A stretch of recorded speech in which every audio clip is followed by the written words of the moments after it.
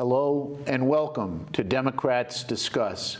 My name is Joe McNamara. I'm chairman of the Rhode Island Democratic Party. This is our inaugural show where we will outline some of the issues that are facing the Democratic Party, both on the local, national, and state level. Also, 2015 is a very, very busy year for us.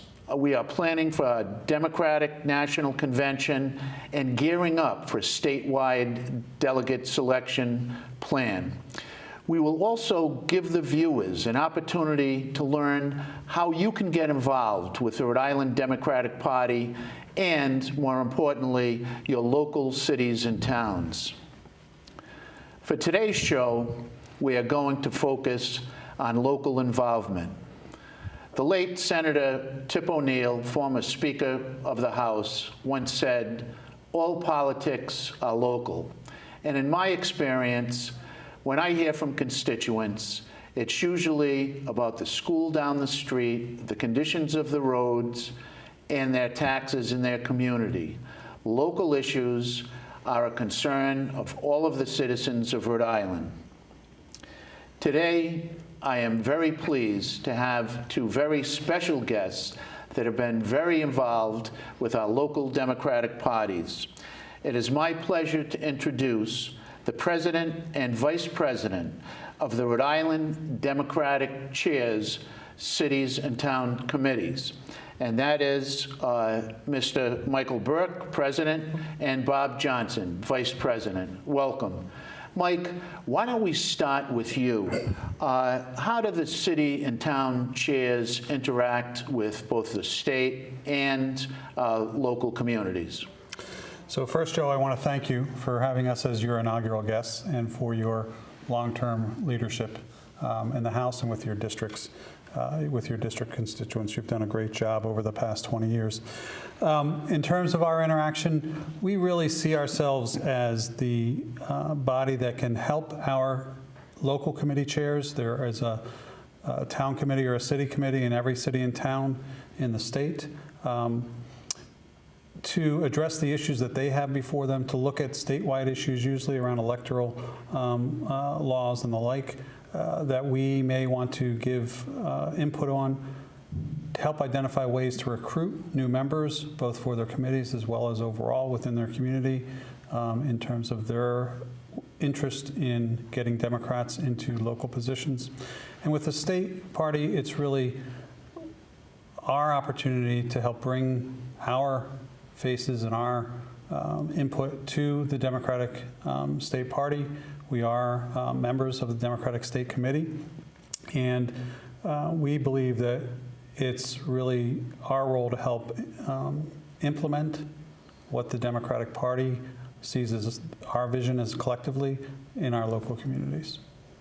Very good, Mike. And Bob, as the first Vice President, could you tell us a little bit about the history of the Chairs Association? Yeah, really I consider myself a rookie because I've been involved now for about 10 years in the group, but clearly it was obvious that all of our committees were probably working on their own, isolated in their communities, and it was more advantageous for us to come together as an association because we all faced the same issues. So by coming together, we could share information with one another, keep one another up to date on what's going on in our communities, because we all face the same issues, and somebody may be able to solve a problem that another community is facing. So it really fostered a strong partnership between all of the Democrats in the state, which I think then brings itself forward during general elections when we all work together to get our candidates elected. Very interesting, Bob. Is this structure similar to what goes on in other states? Yeah, it's pretty much the same, but I think from what I've seen in other states, Rhode Island, our group seems to be much more active than other states. I travel around a lot and I hear a lot of different groups, and we talk politics amongst some of my comrades in arms, and I think ours is more productive and active than most states. Yeah. Now, Mike, I get about 6 or 7 emails daily from our national presidential candidates. The Democratic Party has 4, and the Republican Party is up to what? Are they up to 20 yet? They're at 17. It's like, well, the 5 Republicans not running for president, please raise their hand. But do these national campaigns reach out to you and our other local party leaders, Mike? They do. So far, directly, we've been connected to the coordinator for the Hillary Clinton campaign. We had him speak briefly at one of our meetings back in the spring in North Providence. And I've certainly gotten emails mostly from Bernie Sanders' campaign. Those are the 2 that I've gotten most direct connections from. And I'm sure as we get closer into the season, we'll get more and more. And one of the things that we do, and we did in the last election cycle for the state offices and the federal offices that were up, is we try to host candidates at our meetings. Obviously, we won't get the presidential candidates themselves, but we will get their coordinators and the like come speak to our meetings to drum up our support. Very interesting. Now, Bob, I was reading in today's Providence Journal that the involvement of younger voters is somewhat down. The turnout was about 14 or 15% in Rhode Island. I think we were not, maybe the 13th, 14th in the nation. How, in your eyes, and especially out in the rural areas, you're in West Greenwich, correct? And Exeter. And Exeter. How do we engage more young people in the Democratic Party? Any thoughts? Well, we've attended a couple of the Young Democrat events, and we've invited them to come to our meetings. We really want to get them involved. We want them to realize that they are the future of Rhode Island, and we want to give them every opportunity to not only support our groups, but we want to support them to run for office, because they all have some great ideas, and we need to get them into the process and work closely with them and let them know that they are welcome to join our group. I mean, I have some strong interactions with the young people in our community. We had some legislation relating to making Narcan available, which was enacted into law, sponsored by Representative Bennett. Young people from Pilgrim High School in my district contacted me and they said, Representative McNamara, we think that is a great idea, and every school, especially the secondary levels, should have this available. And I was very buoyed by that support. I know in Providence, the Youth Voice Group is very strong and articulate. Mike, do you have any ideas how we can better engage the young people in the Democratic Party?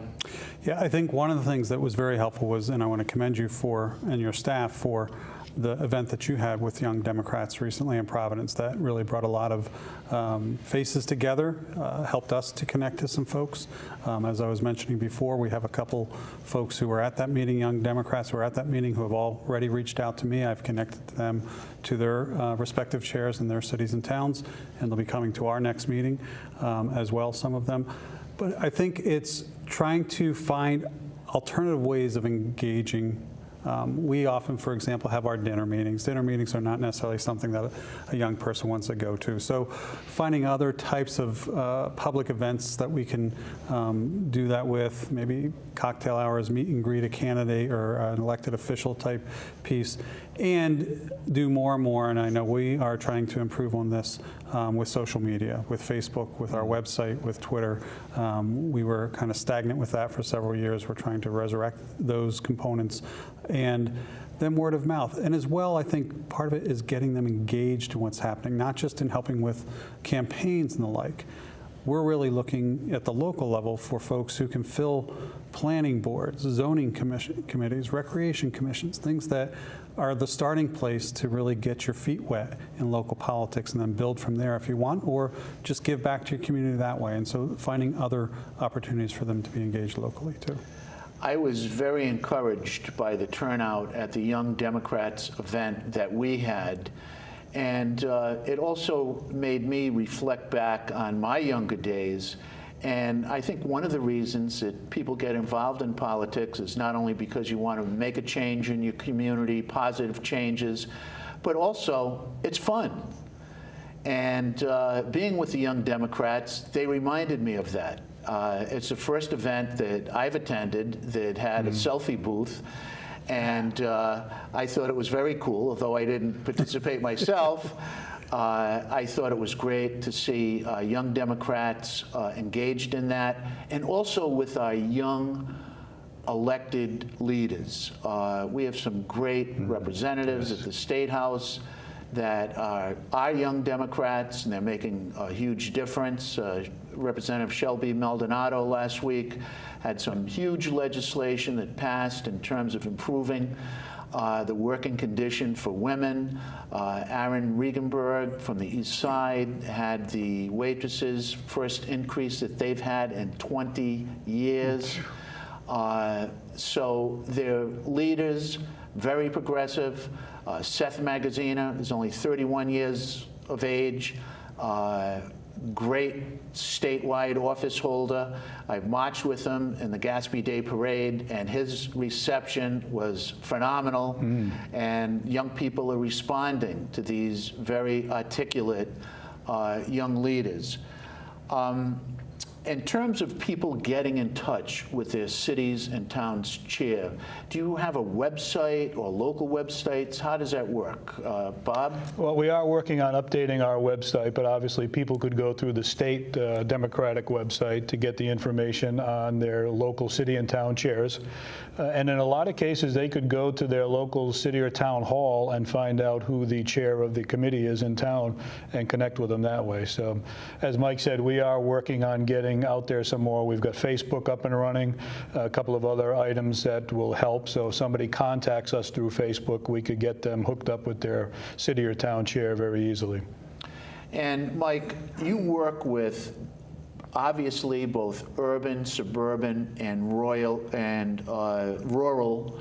elected and appointed officials. How do you interact? Is there inherent conflicts between the rural and the urban city and town chairs? I would say generally not, because we're not really looking at hot topic issues and debating those. Certainly sometimes around some of the election laws there is some, believe it or not, hot topic issues that are debatable. But you know, we're not looking at, should we take a position on gun control? Should we take a position on a woman's right to choose? Those types of things. But it's really the nuts and bolts. It's how can we help you in your work locally? So how can we get the resources, you know, if there's something that I think the party can bring to them, connecting them to you or to your staff.